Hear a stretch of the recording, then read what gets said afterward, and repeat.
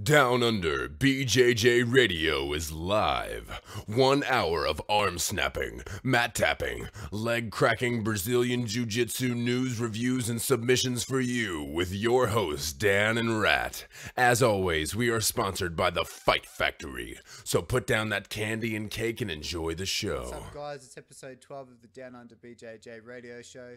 We'd like to thank a new sponsor, primallabs.com.au. Their mission is to fuel your performance goals with the highest quality, nutrient-dense, functional foods and supplements from the world's most relevant and innovative suppliers. So they sell stuff like Onnit and Caveman Coffee and stuff like that. So check those guys out. They're a new company and they're supporting Australian Jiu-Jitsu. All right, this week we get Ben Hodgson on. He's the Grappling Industries Australia Director and a BJJ Brown Belt under Kit Dale, and we're just going to get him on and find out a little bit about their round robin competitions that those guys run, and they're currently in America and Canada, and they're looking to move over into the Australian market, so we'll find out what that's all about. And at the end, just when it looks like we're going to hang up, we have a little bonus material there because Ben and Bob squashed the beef after a week-long Facebook rivalry, so check that out as well.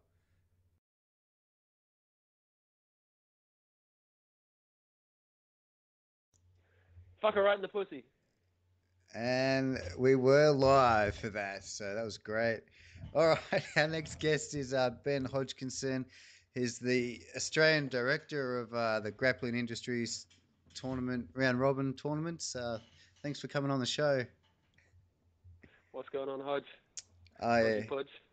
Yeah, so he's actually he's a 4-time Australian champion and a 6-time world Creon's champion. So he's got quite a few accolades in the jiu-jitsu world. I didn't really have to win anything to Creonte. You can just leave whenever you want. It's not much of a competition. Yeah.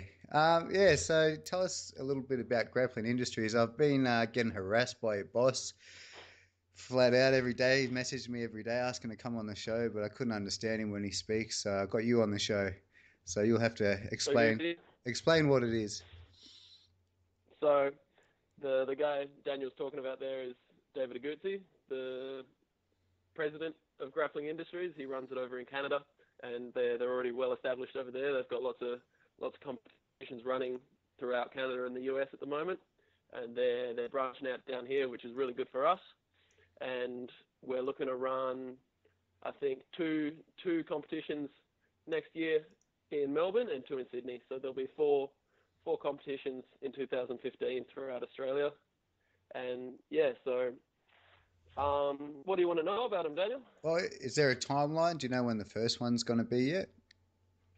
The first ones we're looking at, they're going to be 2 weeks apart, the Melbourne and Sydney event, and we're looking for sort of end of February, start of March kind of time. So We'll probably have the one in Melbourne, say, right at the end of February, and then a couple of weeks later, the one in Sydney. Yeah. What do you think it's going to cost per division? Do you know those details yet, or? Well, at the moment, we still haven't figured that out exactly because we're still waiting for the people to get back to us about the venue. So once we know the exact the main costs, what the venue, what the mats, timers, like staff, everything like that. Once we figure out what everything's going to cost us, then we can figure out how much we're going to charge. But I think we're looking at charging similar price to what most of the competitions are doing over here. So similar to Pampax or something like that. But we're going to be giving away a lot more stuff. So there's going to be prizes. I think we're looking at doing cash prizes for the open weights, and maybe like lots of giveaways for gear and stuff like that for the kids and other divisions. Yeah. So like most competitions in Australia use like the international rule set. What do you guys follow that as well, or are you doing something a bit different? As far as the actual rules go for what's allowed and not allowed, it's pretty much the same as the IBGF for this one. Like maybe down the track, if it goes well, we can look at doing a submission only or different kind of rules, something like that. If we have a demand for it. But the first couple, we're going to do sort of just regular rules.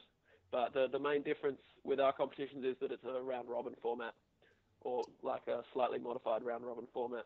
Okay, how's that going to work? So basically we get all the entrants in, so we close the registration a week early, and we've got a company that does all our brackets and sorts everyone out for us. But how it works is we split the divisions into groups of 4 or 5.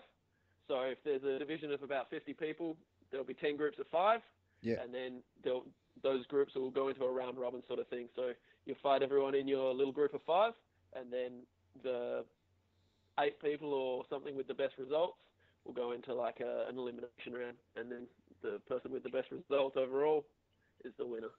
How many days are these competitions going to run over? Because that could end up being quite a few fights. It could be. I think we're going to try and get them all out in one day to start off with. If we get a whole lot of entrants, we can certainly look at making it a longer event. Yeah. But I think David was going to try and make the event just a one-day thing, which is how it's worked with all his other competitions. So it should be the same over here. Okay. And something happening in the back there. Someone breaking in. Yeah, I don't know what that was. Sound like a bomb just went off or something. But yeah, pretty crazy. But yeah. So is it going to be gi and no gi at the same competition, or are you going to do like a gi for the March one and no gi later in the year? No, it's gi and no gi, same competition. We got adults, kids, and masters all in the same comp. So yeah. Yeah. Cool. Oh, well, that sounds running pretty them interesting. all on the same day. How did you end up getting involved with all of this? Well, David was a friend of Kit's, and he was looking at doing it with Kit and getting Kit to sort of run everything over here. And then Kit sort of realised that it was going to actually be a fair bit of work, and Kit doesn't like to work. So they were going to get me on board. So it was going to be me, David, and Kit running it. And then, but you know, Kit's got a lot going on with his own career, running the gym now, and obviously still traveling and competing a lot. So, whereas I don't have that much going on, I've got a lot of free time. Yep. So, it's sort of a perfect opportunity for me to learn a bit about like running competitions and all that sort of stuff. So I stepped up and. Yeah, that's it. Oh, that sounds good. Oh, so and then. Say the first year goes well, what's the plan for like 2016? Are you just going to stick with like the 2 comps in each city, or are you going to expand? Yeah, definitely. I think David's always looking to expand. I know he's got plans to go into like spread more across the US and look at running competitions in England and stuff like that. So if we're going well over here in 2016, then we'll probably look at expanding out and doing some competitions, maybe further out in like South Australia or WA or Queensland or something like that. Yep. Yeah, sounds good. What about like uniforms and stuff? Is that all going to be the same, or it doesn't really matter as long as you got like gis that aren't ripped and you mean like just color-coded rashies? Yeah, all the color-coded rashies and. I'm not sure. I think, like, obviously, everything's still got to be, your gi sleeves can't be up to your elbows and stuff like that. But I'm not sure. I'd have to ask David about that one. But you're pretty notorious for that anyway. You're having probably the worst offender in the country. Are you kidding me? When have I ever had short sleeves? I think it was the pants. I think they used to almost go up to your knees. Which pants? Which gi? I don't know which gi. You're talking shit, mate. Yeah. Anyway, so it sounds like it's going to be pretty interesting. Anyway, but they're going to be good comps, man. What else has been happening? Like, obviously, you've been competing around the world and all over Australia for a number of years now. So maybe you could tell us a bit about, some of your trips overseas. Okay. Which one specifically? I don't know. Which one was your favourite? Just in general. Yeah. The competitions that I've had the most fun at have definitely been over in Abu Dhabi. Yep. Like, I'm really gunning for that for the trials again this year, so that I can go over again next year. And even if I don't win the ticket, I'll probably still go because it's just a real cool experience. Not just the competition, but like everyone, like all the competitors staying in the same hotel. You're all go and roll together on the same big open mat the day before the comp, and like. You got fucking Buchecha and Rodolfo and guys, and they're cracking jokes and hanging out and just laughing, sitting and having like breakfast with Romulo Barral and stuff like that. Just hanging out. It's really, really cool experience. Just geeking out. So, yeah, man. And like the reason I really like it is because they put a lot back into the sport. Like it's probably one of the only competitions where you can actually win some decent money. Yeah. Some of the other guys that we've had on, people over and stuff like that. Some of the other guys we had on the show, I think Dustin, he thinks it's the best competition in the world at the moment. You know, it might not have the notoriety that like Worlds has, but it's as far as like the way it's run, everything's run on time. There's big TV screens everywhere and walkout music and stuff. It's pretty cool. Yeah, it's cool. And not just that, but like the whole country, everyone in the country like loves the sport. Like they broadcast the whole event on like national TV and stuff. Yep. You can sit in a hotel and just watch the finals on the last day just on the regular TV. You catch a taxi and the guy's like, "Oh, you're going to the stadium? Do you guys do jiu-jitsu?" And like, that's probably the only place in the world you can go wear a jiu-jitsu t-shirt and everyone actually knows what it is. Shit, drop my camera. Yeah. Yeah, but it's a really cool experience. Yeah. So I've had a lot of fun on that one. All right, and you recently got to compete in you're a brown belt under Kit Dale, but you recently got to compete at a black belt level a couple of weeks ago. What was that like? That was really, really cool for me, and it was real nice of Kit and of David Weston, the other black belt in the division, to let me step up and have a go at that one, because it was just a small in-house competition up at Invictus a few weeks ago. So I went up and I did the brown belt division for the gi, but none of the brown belts stuck around for the no gi. So I either had to go down for the purples or step up for the black belts. And I'm always trying to push myself, so they were really, really cool to let me go up and have a go against them. And I went well in the first round against David, and then obviously not so well against Kit in the final. How hard do you reckon he went on you? Did he go 100%? Not at all. He'd go hard for a little bit, and then he'd like get me in a bad position, and then he'd let me out so that the roll would keep going. But he was definitely being nice to me. But I train with him all the time, so I'm under no illusion that he can just do whatever he wants to me if he was going hard. And you just went to Oz Cup and you won 4 golds in your second brown belt tournament, and you didn't make it onto BOA. Do you reckon we'll see you on the next one? Yeah, I actually I was almost on the last one. I was talking to Tiago coming up to it, and he was interested in getting me on it, but there wasn't room on the card. And then when a couple of people pulled out right at the end, I was almost a last-minute addition. Yep. But that ended up falling through right at the last second. So I'm apparently going to be definitely on the next one. So I'm not sure who against, though. Yep. Yeah, what did you think of BOA anyway? I thought it was a really good competition. Some of the, I hate to be that guy complaining about every little thing, but some of the refereeing decisions I might have questioned.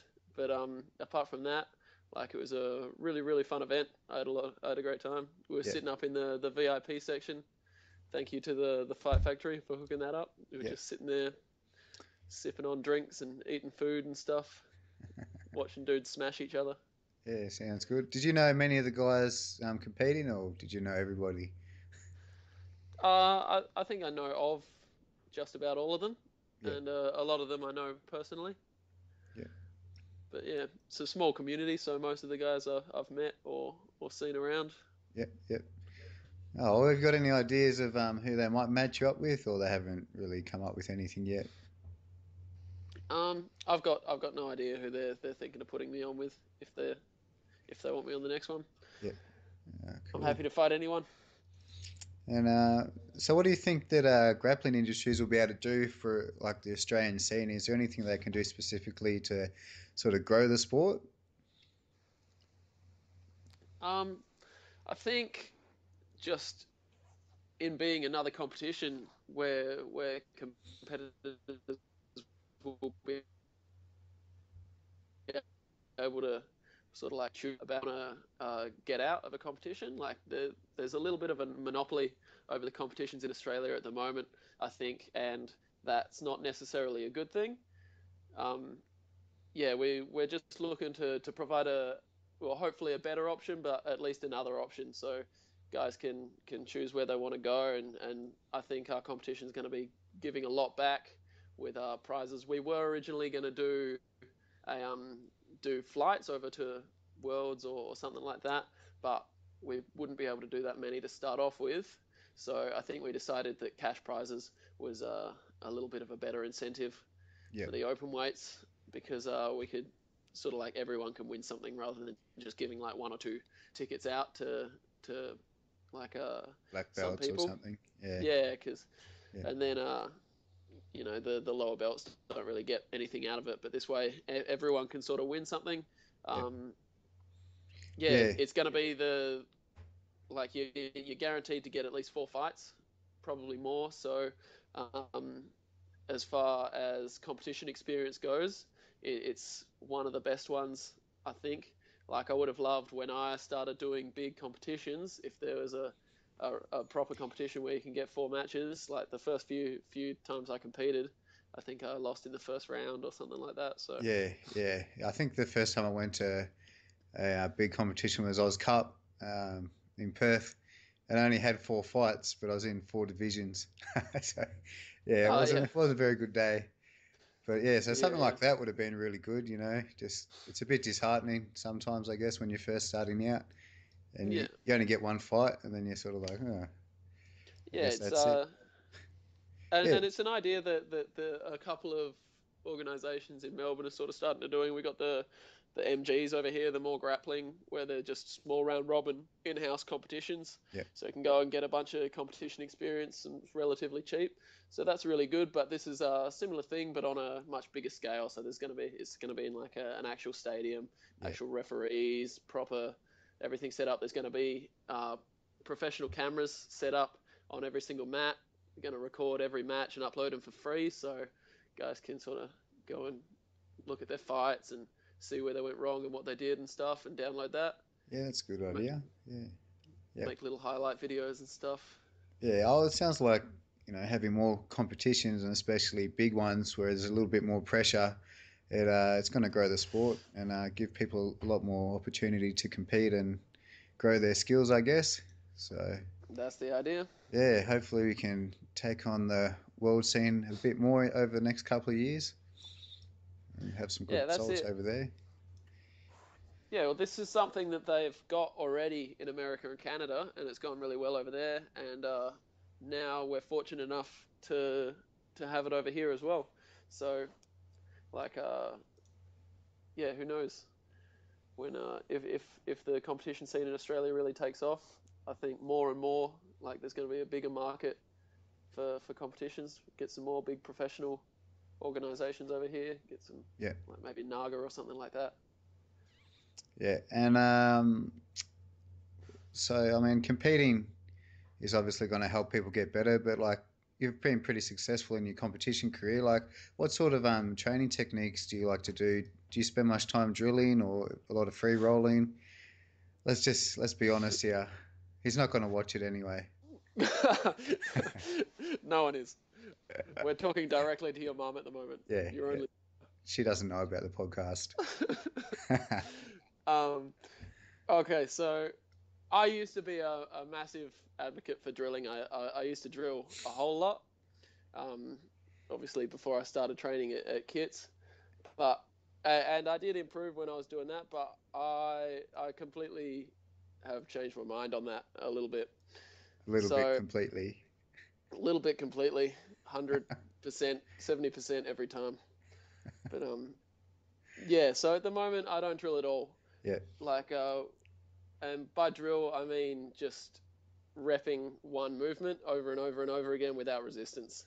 So I think people get real like, oh, he says no drilling, like, without really thinking what he means by drilling. So I think he's tried to explain it a couple times, but no one watches those videos. He does. But that's okay. I think he had a whiteboard. Had a whiteboard set up. Yeah, that whiteboard's still in the gym. Yeah, it was like a big flow chart and everything. Yeah, but So just by drilling, we mean the high repetition, just without resistance. Doing that, I think it's a little bit pointless. I think once you're familiar with the movement enough that you can do it without resistance, so maybe you try it like 4 or 5 times without the guy resisting, just to figure out where is the best place to get your grips, or where you want to put your foot or something like that.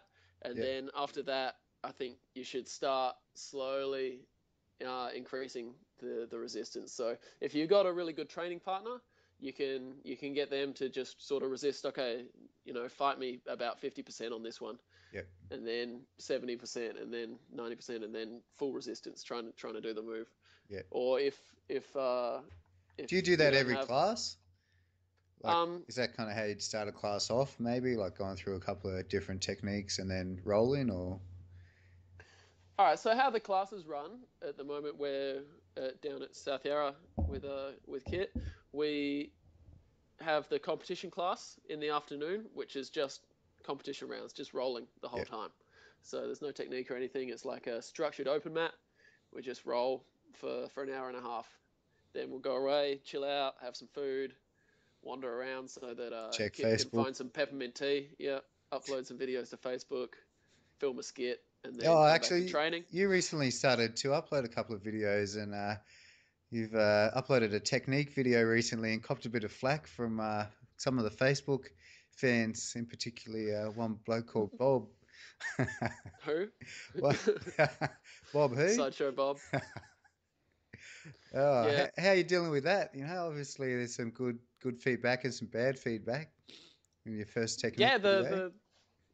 No, it wasn't my first one. I did another video a while ago just on how I do the lapella plata that I've been hitting quite a lot in competition. Yeah.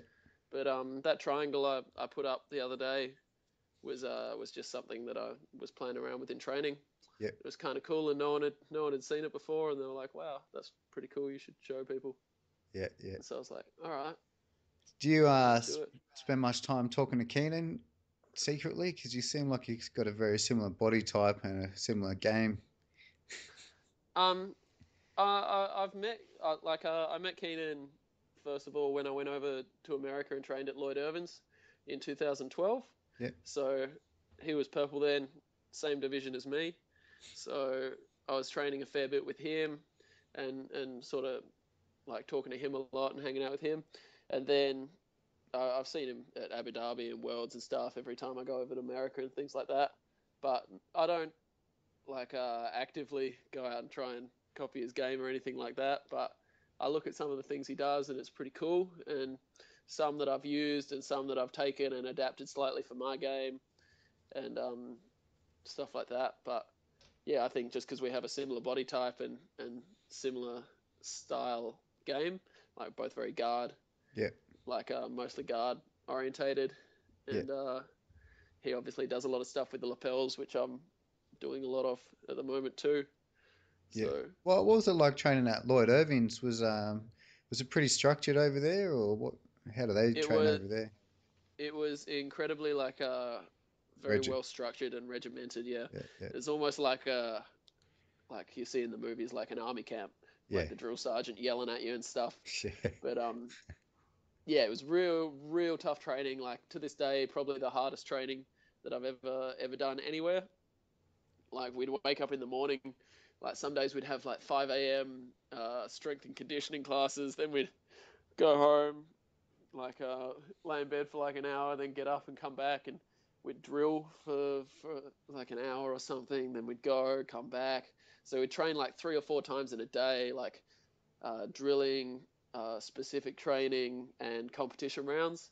And like all of it was hard. Like even the drilling, even if it was just meant to be sort of light drilling, you still had to like go really fast. And if you were slacking off, like Lloyd Irvin or one of the other guys would start yelling at you and whipping you and hitting you with sticks and stuff. None. There was no physical abuse, but it was definitely an experience. And it was actually really tough, and I don't think it helped me very much that year for Worlds. It kind of broke my spirit a little bit, because I thought I was really cool, thought I was hot shit going over there, I was going to smash everyone, and then just got beaten up a lot by, like, I was purple belt and I was getting beaten up by blue belts, and even having a hard time against white belts sometimes. And then so it kind of broke my confidence for Worlds. But then when I came back and I'd sort of had that experience of that's how people that are serious about the sport train, and I was like, all right, that's what I need to do if I want to take the sport seriously. So in the long term, I think that's probably one of the best experiences of my life. All right. Oh, sounds good. Oh, well, all right. Well, I better head off because I've got another guy to catch up with. But thanks for coming on the show and telling us a bit about the grappling industry's stuff that's coming up next year. It sounds pretty interesting, especially for people that travel interstate like myself, like getting more than one fight in a division, it sounds like a good option. So yeah, you could probably check one out next year. Should do. Come along. It's going to be a great competition. So get behind it. Do you want to give us a little gunslinger? Oh, look at that. All right. Thanks. No, hold on. I gotta shout out to my sponsors, otherwise. I suppose we better. Yeah. Just a massive thank you to the Fight Factory. Yeah. They've helped me out a lot, and also Core Tactics 34S. It's my friend's brand. It's going to be dropping some really cool products soon. A lot of antibacterial soap and apparel and stuff like that. So check them out on Facebook and Instagram. And You want to thank your mum and dad as well, or? No, that's it. Yeah, thanks to my mum and dad, and thanks to Hodge #1 for having me on the show. Yeah, no worries. All right, thanks. See ya. And the sheriff and the gunslingers. All right. Hello? Hello, is that Bob Watson, is it? Yep. Yeah, look, I've just been reviewing some of your Facebook statuses recently, and they don't actually comply with our legislation and rules on Facebook. Well, you know what you can do, don't you? It's Hodgson from the Down Under BJJ Radio Show, and I've got a special guest with me. Another Have you? Very similar name Bob. to myself. It's Skeletor. Skeletor, how you going, Skeletor? What's going on, Sideshow Bob? We're at the airport now waiting for our flight. Yeah, we've been talking, man. We got to come and make some changes to your computer. Yeah, I know. It's got a mind of its own. Yeah, we're going to install a special device on there so that I know what it is. Get a breathalyzer. I know exactly what it is. You're going to get a breathalyzer on there, so you got to blow under 0.05 before you can post the status. I'm going to get a protein applicator on yours. Get some dumbbells attached. Yeah. How'd Adam go at the up in Queensland? Yeah, he got the gold in his weight, and he got silver in the open. Oh, that's pretty good. But the guy that he fought looked like Tobias, but taller. So the guy he lost to. So it was a good result. And he looks more like Skeletor. Who, Adam did? Yeah. He obviously doesn't have your good looks, though. That's one thing I can say about him. Say that again. I'm not saying that again. I'm not saying that again. Yeah. But well, that's good. What competition was he at? It's a legitimate one. Apparently, it gets a ranking, and it's a Gold Coast. I didn't know they had individual ones, but it's a Gold Coast one. Oh, okay. Yeah, it's part of the circuit now. I think everybody can register with the AFBJJ. It's no grappling industries, though. It's not grappling industries. You do realise Skeletor's the director of the Grappling Industries Australia. Well, that's all right. We've got no interest in it anyway. Oh. What if we get a bar? What if we have a bar? That's an idea. That's an idea. Yeah. But only on the weekend, not during the week. Would you come then? Yeah, we'll only on the hold it weekend. on a Saturday. Yeah. Hold it on a Yeah, Saturday. okay. You can come there, have Sure. some beers, have some I'll bring a beers. protein bar and some fat. You can suck on that in the corner. Sounds good. Sounds like a date then. You two going to have a bit of fun. All right. Anyway, we better go. We're running out of time, Bob. But thanks for coming on the show. All right. Get you on some other time to No talk worries. about some of your not stolen techniques. Oh, mate, I'm going to get in there and show some real ones that aren't concepts. That'll be within the next couple of weeks. And everybody's going to go, I can't believe that. But it's true. You'll see. All right. Forward to it, mate. Thanks, Bob. Okay? See ya. All right, see you guys. Bye.